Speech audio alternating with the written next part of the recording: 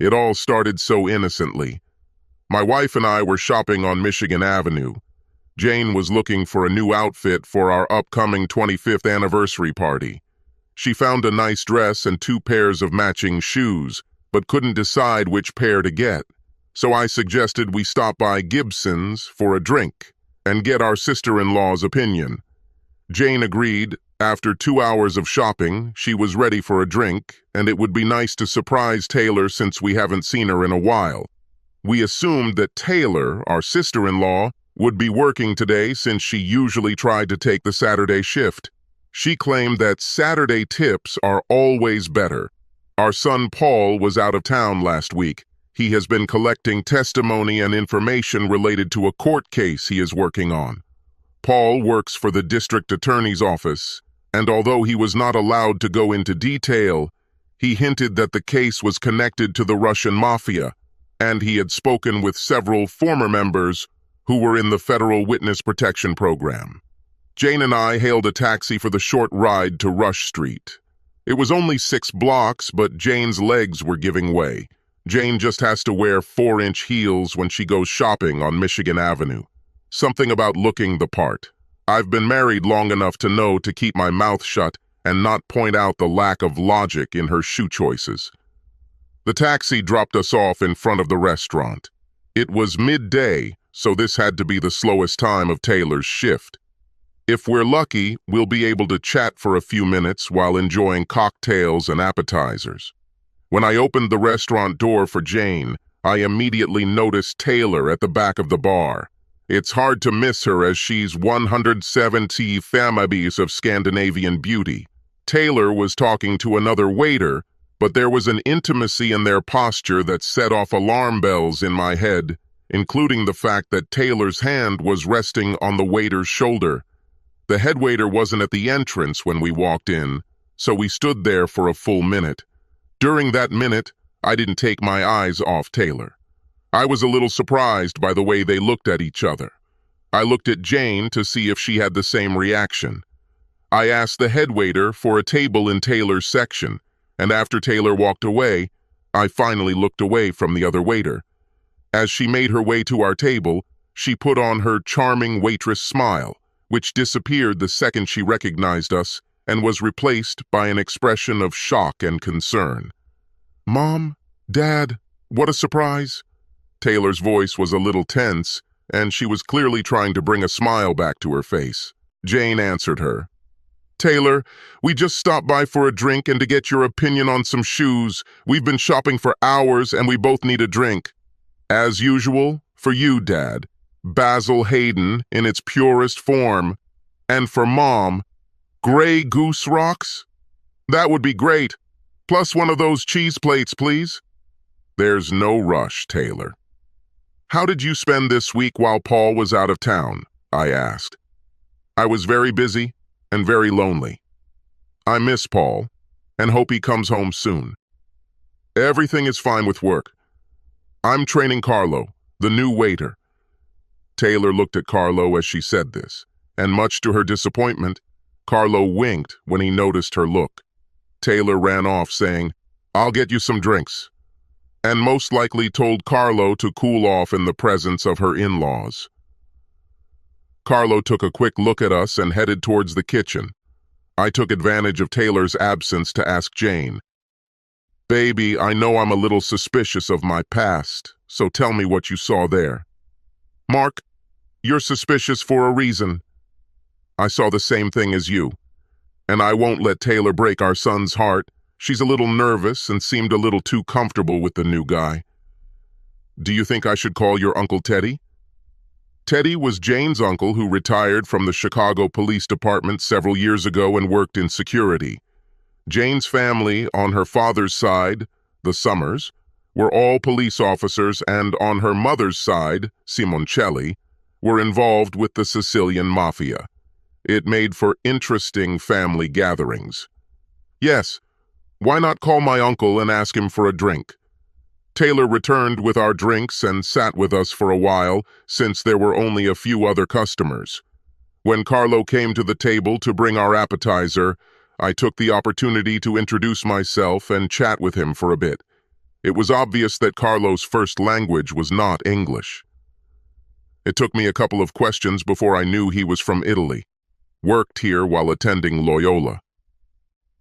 Jane and I finished our drinks and most of the cheese before heading home, where I called Uncle Teddy.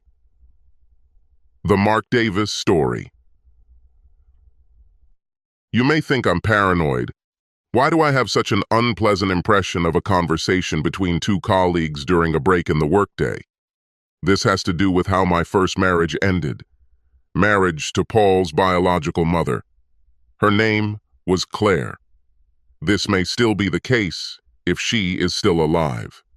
We haven't spoken in 15 years, not since she showed up at Paul's high school graduation. I married Claire right after college. She was a bartender at the tavern where our group hung out. She was the most beautiful, well-built woman I had ever met, and I started dating her as soon as she showed interest in me.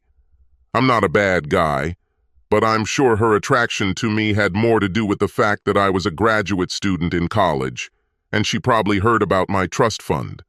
I always had a wad of cash on me and always tipped bartenders, especially good ones, more than the standard rate.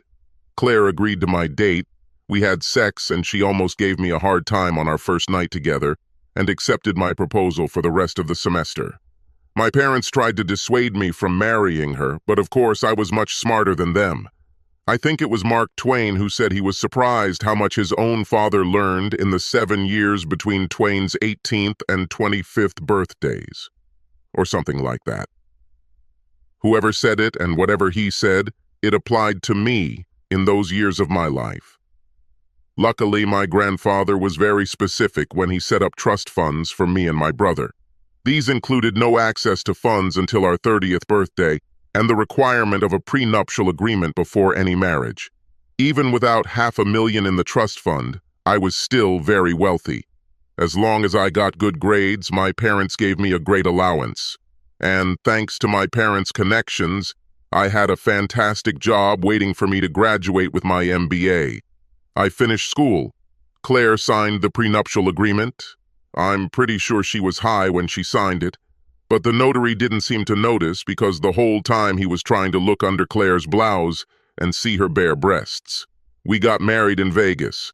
My parents had a mild objection. I won't say the whole marriage was terrible. In fact, without causing too much trouble for Jane if she reads this, I'd say the sex was exciting. Even though Claire and I had been having sex since our first date, she gave it her all during that week in Vegas. Claire spent every day topless at the pool, wearing the smallest bikini she could find. In fact, one afternoon she befriended a young flight attendant who lent her a Wicked Weasel swimsuit she bought in the Caribbean. I was sitting on my lounge chair by the pool when the two of them came down from Beth's room. Claire took off her disguise and I almost choked on my beer. All she was wearing were small panties with a string in the back, but in the front there was a transparent triangle that was barely enough to cover her private part. "Will they kick us out of here?" I asked. "If anyone complains, I'll wear someone else," she answered. No one complained, but Claire and Beth spent that day and the next laughing at all the men who found a reason to pass by in an excited state. In the evening, Claire was no less an exhibitionist. She would wear either her tightest jeans with some risque top, never a bra underneath, or some version of a little black dress that barely covered her ass and breasts. One evening, she came out of the bedroom wearing a red silk dress that was almost obscene, complete with a pair of red heels high enough to make her look straight into my eyes. "Where are we going when you're dressed like that?" I asked. "You'll see." That's all she answered. As we walked through the lobby, I enjoyed seeing the men and a few women turn their heads as Claire walked by. We got into a taxi. Claire handed the taxi driver a note, and we headed off to Vegas at night. We stopped in front of a strip club. Claire got out of the taxi while I paid the taxi driver. He grinned, thanked me for the good tip, and wished me to have fun. Before that night, I had only been to a couple of strip clubs in the Midwest. The girls usually looked somewhere between a 5 and an 8. Very few of them danced with real enthusiasm and never without at least a thong to hide their assets. Vegas was different. Where did all these beautiful women come from? Of course, I know that some or maybe most of them had improvements, but if so, then the operation was top-notch. Claire smiled broadly at me as I looked up at the stage and saw two completely naked beauties, each swinging from a pole. "Like this?" she asked. Claire lifted the skirt of her dress to reveal a garter around her upper thigh. From her garter, she pulled out a couple of $100 bills. "Tonight I'm giving you a treat." And she treated me the same way. I had 3 lap dances that night. I used all my willpower to keep myself from grabbing each dancer's breast or butt with my hands. 2 big bouncers who look like they belong on the defensive line are a strong deterrent. As hot as my lap dances were, I almost climaxed with the lap dance Claire bought for herself. Either the bouncers weren't watching, or they were giving the ladies a little more leeway because Claire was more relaxed with the dancer and was touching her body in caresses. After Claire's private dance, we headed back to the hotel. I wanted to go up to our room immediately, but Claire wanted another drink. We sat in the living room, and Clary tried her best to continue teasing us. "What did you like tonight?" She whispered in my ear. "You mean besides my beautiful wife wearing the tightest dress I've ever seen? Or 2 naked women twirling on poles with the grace of ballerinas? Or 3 women trying their best to make me climax while they gave me these lap dances? Or just maybe my favorite thing was watching you get a lap dance and get away with liberties with a stripper?" "Damn it, Claire. How long are you going to tease me here?" No, I have to take you as soon as possible." "What I don't understand is, how can you tolerate this? Don't you want sex after all this teasing?" "Who said I didn't have sex?" Claire said this, looking me straight in the eyes. "Remember how I went to the toilet while you were doing the 3rd private dance? Didn't you wonder why I was gone for so long? Or did you just like that brunette so much that you didn't miss me?" "What do you mean by this?" "I'm saying that my husband was having so much fun with the brunette that he didn't notice his wife was gone long enough to get laid in the men's room with that handsome black gentleman who was sitting at the next table." I had a hard time processing Claire's confession. Did she continue to tease me, or did she actually just have sex with another man and cuckold me within 4 days of our wedding? Oh, poor Mark. Your face tells me that you want it to be a lie, but I can see that you are turned on by the thought of some black guy fucking me. What is this, my love? I answered Claire honestly. If you ever cheat on me, I will divorce you so quickly your head will spin. Now let's go upstairs. If I find evidence of recent sex, this marriage will be over before it even begins. We can get divorced in Vegas almost as easily as we can get married. Claire looked dejected, but didn't argue as I took her hand and practically dragged her towards the elevator and back down the hall to our room. When we entered the room, I pulled off her dress, pushed her onto the bed, and examined Claire. Luckily for Claire, there was no sign of recent sex. I quickly undressed and took her. I needed it. Soon after the first release, I began to make love to my wife.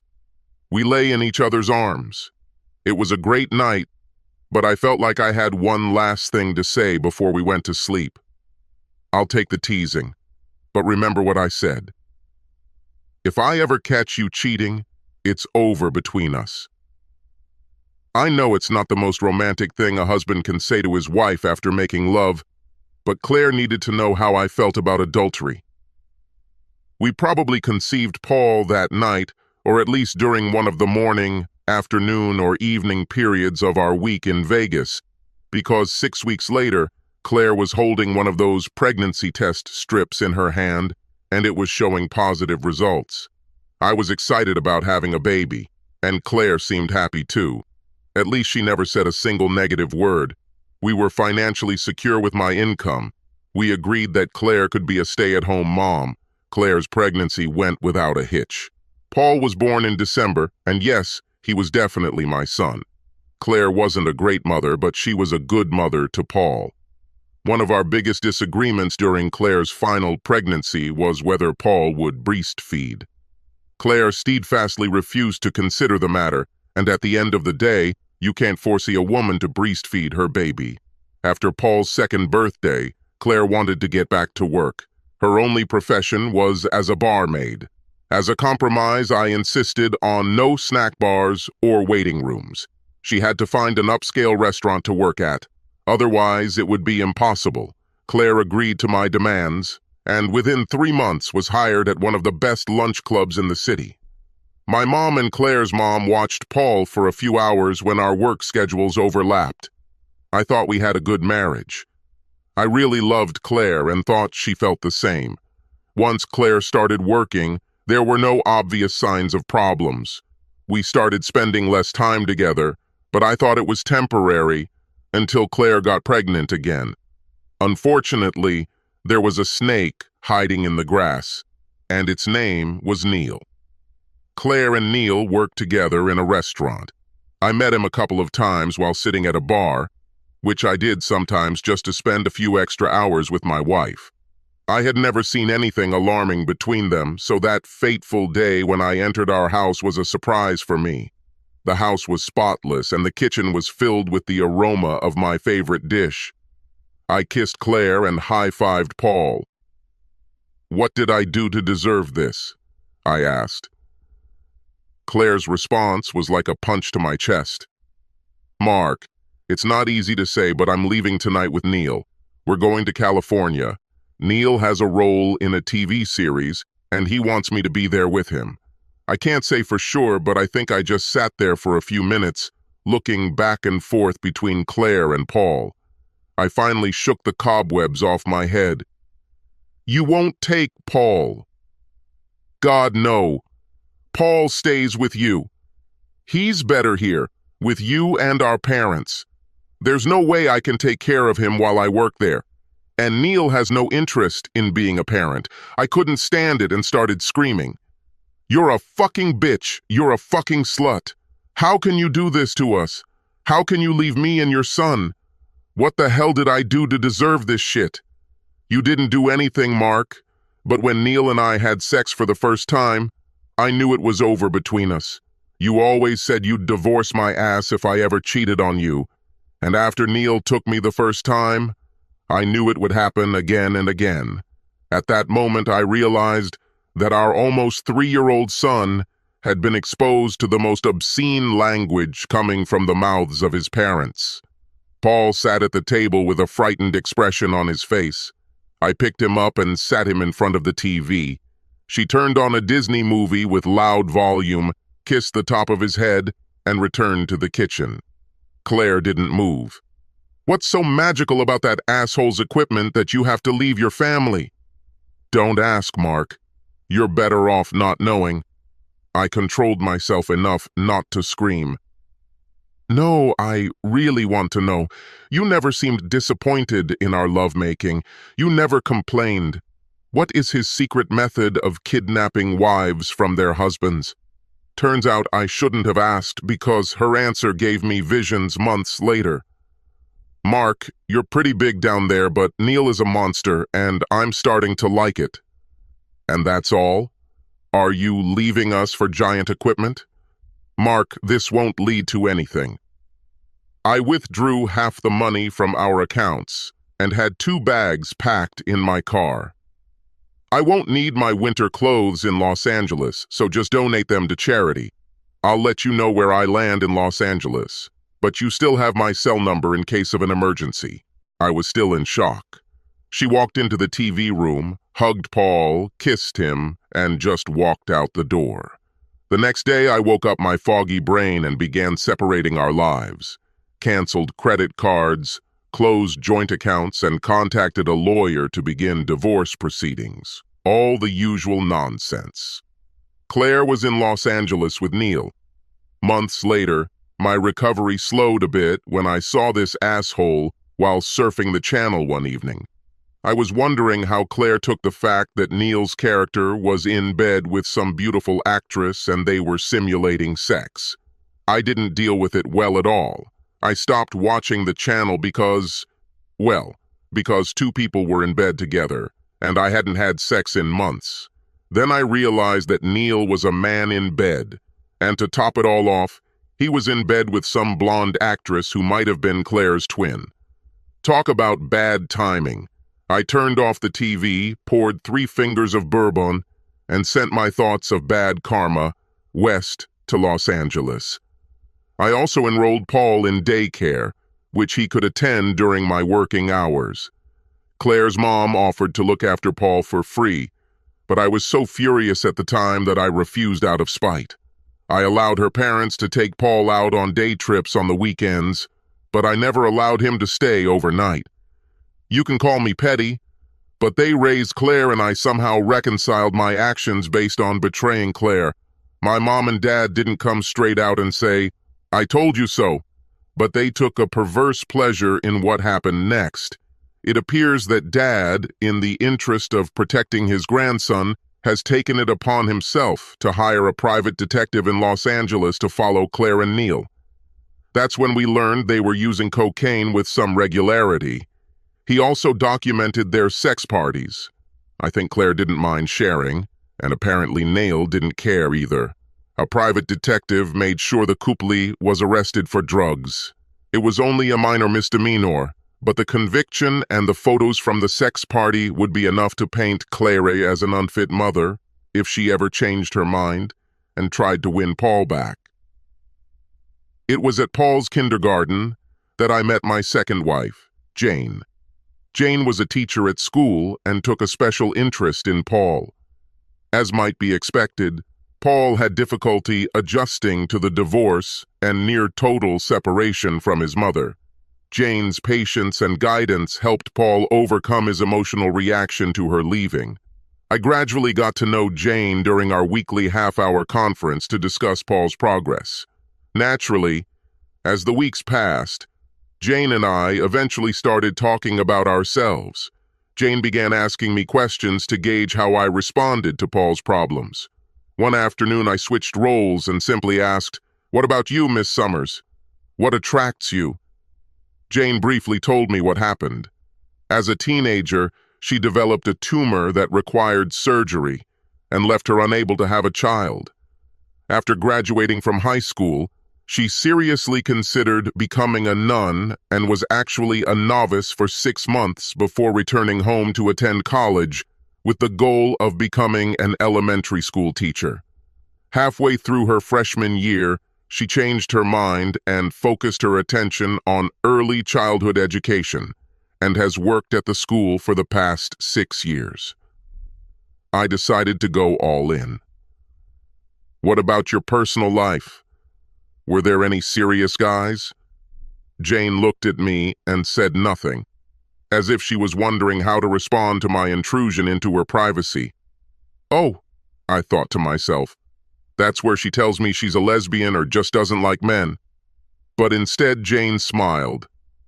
I dated, but never entered into any long-term serious relationship. There was this guy in college, but he really wanted to have kids, and that became the focus of the relationship. I was inspired. Could you please allow me to invite you to dinner sometime? It would be a pleasure to get to know you better and thank you for all you have done for Paul. Seeing Paul smile and laugh is all the reward I need. But if you want to have dinner together, then the answer is yes. That Friday night dinner marked the beginning of a beautiful friendship that blossomed into a beautiful romance. Paul loved Jane, my parents loved Jane, I loved Jane, but most of all, Jane loved Paul and me. We got married within a year. Perhaps someday I will write more about our courtship and marriage, but if I do, it will be found in the romance section. Over the next few years, we heard less and less about Claire, and I finally asked Claire if Jane could adopt Paul. I flew to Los Angeles with the documents to discuss this face to face. It was the first time we'd really talked since the night she left, and I took the opportunity to get some answers. Tell me why, Claire. I can't believe you left for the reason you gave that night. No, and I'm sorry that I hurt you so much. We got married too young, Mark. At least I was too young. You know, I was crazy when we met, and I thought our love would change me. But it didn't. And then I had a baby while I'm still struggling with the whole forever thing. It was all too much. I thought work would help me get out and be with adults. But Neil showed up and I screwed up by letting him splurge. I didn't say a word while Claire spoke, but she could see the pain in my eyes. You really shouldn't be sad, Mark. You and Paul will be better off without me, and much better off with Jane in your life. Claire and I spent another half hour talking. She signed the release to adopt Paul, and I kissed her goodbye. To this day, I still cannot understand how a mother can let her child go. I think drugs had a lot to do with her downward spiral. However, we were all shocked by the level of her decline when Claire showed up at Paul's high school graduation. Neil was long gone by then. Claire was accompanied by a guy who made Iggy Pop look good. Claire was a skeleton of her former self. I felt sorry for Paul and especially for Claire's parents. How sad it is to see your daughter wasting away. Once again, Jane's love and attention helped Paul survive this nightmare. I must admit that there were times when I asked God why he would not allow a woman like Jane to have children of her own. Whether God answered me or not, I came to understand that Jane not only raised Paul to be the wonderful young man he is today, but that hundreds of children benefited from Mrs. Davis's preschool classes, Ted Summers and Vincent Simoncelli. Two good people to know. Uncle Teddy wasted no time. Early Thursday morning, a week after my Saturday evening call, Teddy knocked on our front door. He sat down opposite Jane and me. I handed him the beer and held my breath. Teddy started. Well, first I'll tell you the good news. Taylor didn't do anything with Carlo Barzino. I let the air out of my chest. Jane squeezed my hand at the same time. I think it's time to intervene.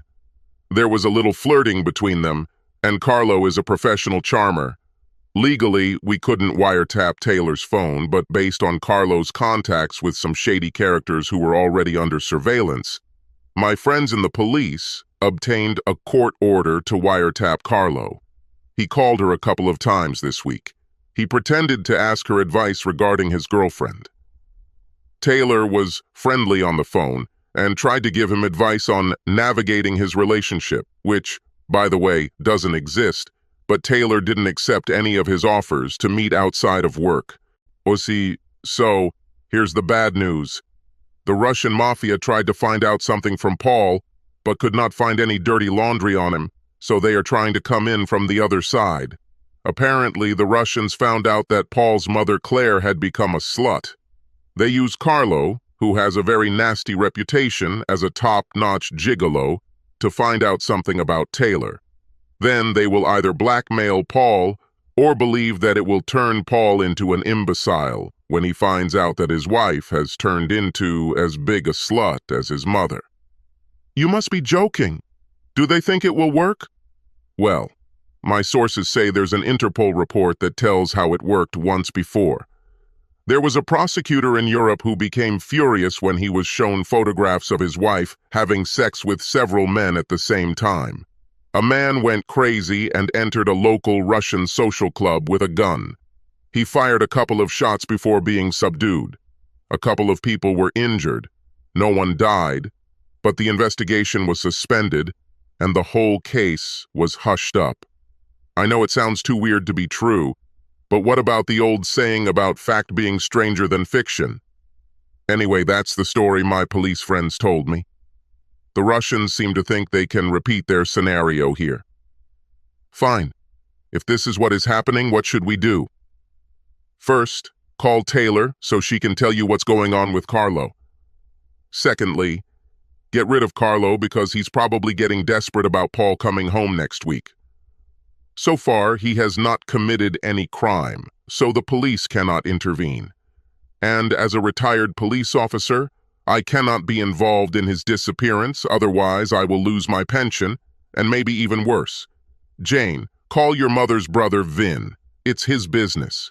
Teddy suggested Jane's Uncle Vincent deal with Carlo, which got me thinking. Uncle Ted, what if Carlo is related to the Sicilians? Sicilians and Russians working together? This won't happen, Mark. These guys hate each other. Carlo is, strictly speaking, a freelance gigolo.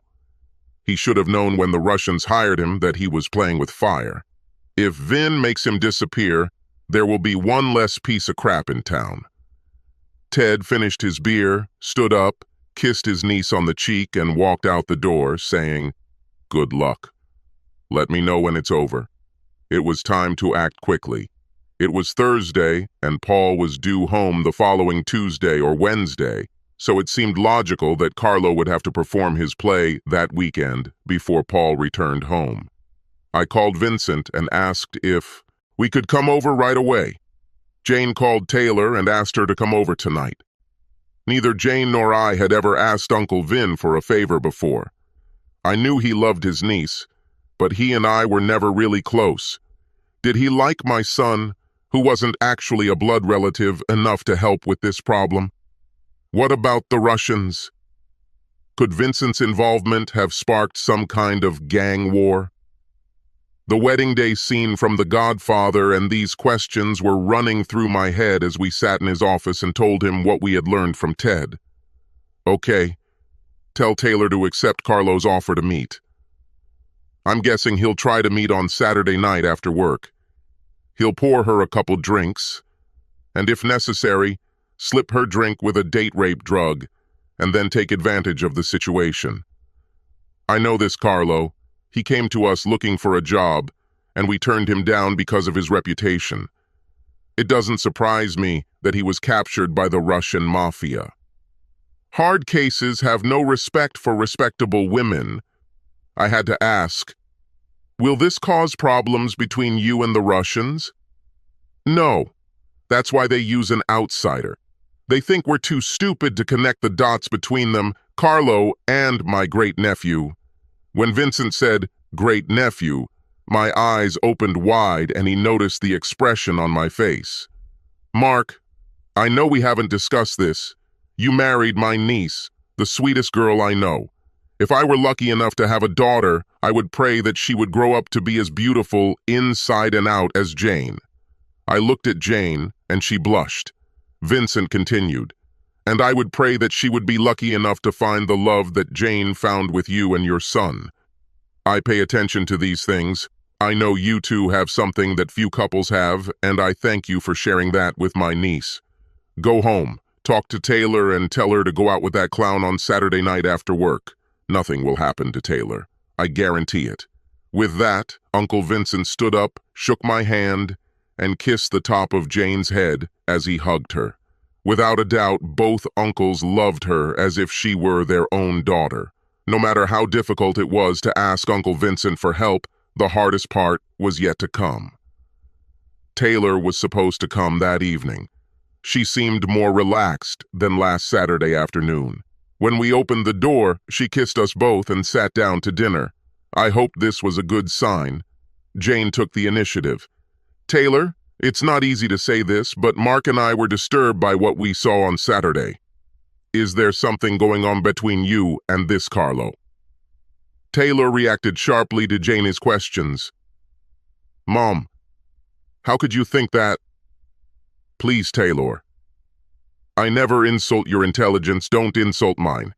It was quite obvious that the two of you were sharing a moment, even without any obvious physical affection, when Mark and I walked into the restaurant, and you were too excited when you realized it was us to claim complete innocence. And even if you didn't think you were having an emotional affair, it was obvious that Carlo thought you were. Taylor burst into tears when Jane finished. Sorry, Mom. Sorry, Dad. I swear nothing happened other than some mild flirting. I was embarrassed by what you saw on Saturday. I would never do anything to hurt Paul. Carlo tried to persuade me to go on a date with him, but I kept turning him down. I admit that during work hours, I allowed him to be more flirtatious than he should have been. He has a way of making it seem innocent. But please believe me when I tell you that there was never any physical intimacy between us.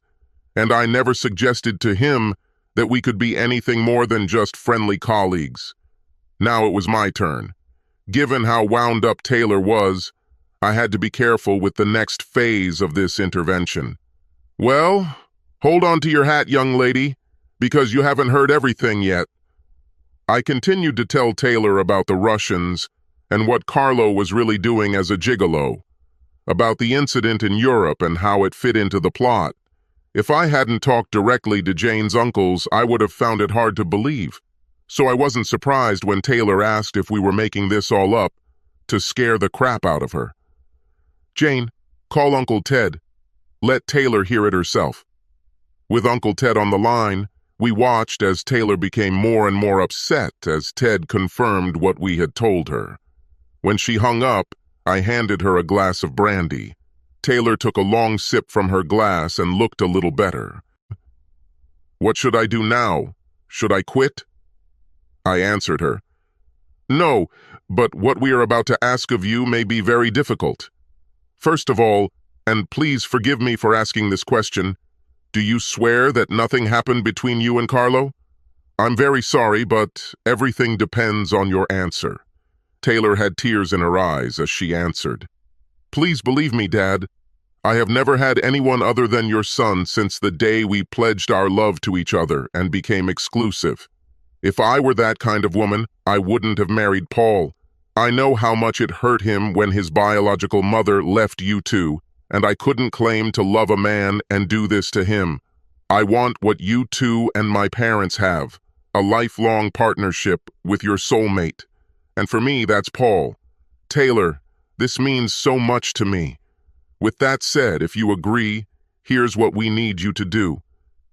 We've hired a couple of private detectives to keep an eye on you for the next few days.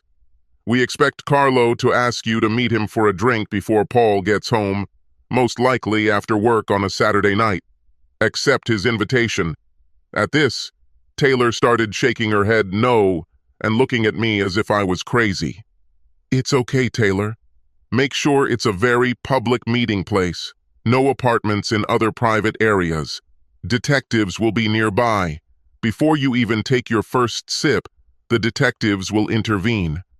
I didn't tell Taylor that the detectives were actually connected to Uncle Vincent. If she guessed, then she was smart enough to leave everything as it was. When the detectives get involved, one of them will put you in a taxi and they will take you straight here. I also didn't tell Taylor that the taxi didn't actually have a driver. It was another one of Vincent's employees. We didn't want to take any risks. As expected, Carlo called Taylor on Friday and asked if she wanted to have drinks with him after work on Saturday. He came clean, saying he needed her feminine insight after being dumped. He acted as if his heart would break if he couldn't share his grief with Taylor because he liked and respected her. Being Italian, he said he needed to know why American women didn't find him worthy or attractive. Taylor tried her best to sound sympathetic and agreed to go out for drinks with him on Saturday. Taylor went to work late on Saturday, missing the first half of her shift. She told us there was no way she could handle it while working side by side with Carlo for a full 10-hour shift. At 11 p.m., Taylor's taxi pulled into her driveway. She walked through the door, sat down on the couch, and cried on Jane's shoulder. Fortunately, this ordeal is over. On Sunday afternoon, we went to Jane's parents' house for dinner. I wasn't surprised when Uncle Vin showed up. I smelled lasagna and garlic bread in the oven and saw 2 bottles of Sicilian red on the table. After dinner, he invited Jane and me to the back porch. When Uncle Vin enjoyed his cigar and we all drank Strega after dinner, he told us that he had taken care of everything. Looks like 2 of Uncle Vin's guys convinced Carlo to leave the bar after Taylor left. I'm guessing the guns and threats were part of the persuasion, since none of the other bar patrons took any notice. Carlo was found in possession of the date rape drug and ecstasy. Carlo was taken to a warehouse and sang like a bird while he was filmed. Carlo revealed everything, including where he intended to take Taylor after drugging her. Uncle Vin's 2 other boys went to the hotel room, where they found the three villains waiting for Carlo and Taylor. 2 cameras on tripods were ready for the event. Taylor was very lucky that night. 3 men at the hotel were found the next day, gagged and tied to chairs. They will all live, but without the use of their fingers and toes for several months and extensive rehabilitation. Carlo will never be found. Taylor stayed with us until Paul returned home on Wednesday. It was an emotional evening. Paul was told everything except Uncle Vincent's role in Carlo's disappearance. Paul is a bailiff, and some things cannot be shared. We argued that Carlo must have left town to avoid incurring the wrath of the Russians for his failure to seduce Taylor. We know Paul is smarter than to believe it, but he's also smart enough to know when not to ask questions. Taylor held her breath as she told Paul about the flirting that was going on between her and Carlo, no matter how innocent it was. The moment lightened significantly when Paul said that if every couple got divorced because of some workplace dispute, there wouldn't be many marriages left. In fact, he said, he had to admit that he and Sandra Miller, one of the other lawyers in the office, flirted with each other from time to time. We all burst out laughing when Taylor reacted to his confession. "Tell that bitch to stay away from my husband."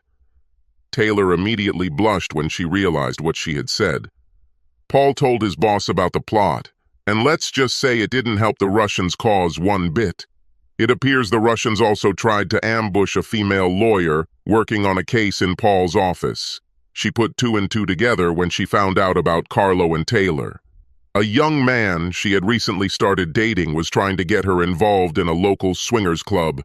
All this was too much of a coincidence, and she immediately left the guy. The full might of the Federal Reserve and state and local law enforcement agencies was unleashed on the Russians. All of Paul's colleagues had only a vague idea of what the Russians were planning for the 2 of them. And if that weren't enough, I think a Sicilian friend of ours sent word that if his nephew or his nephew's wife were ever harmed, all bets were off. At our 25th anniversary party, I saw Teddy and Vincent talking in the corner. I didn't bother them, but I would really like to be involved in this conversation. Soon after, Taylor quit her job. She spent time preparing children's work and volunteering at the kindergarten. We were surprised to learn that she was carrying twins,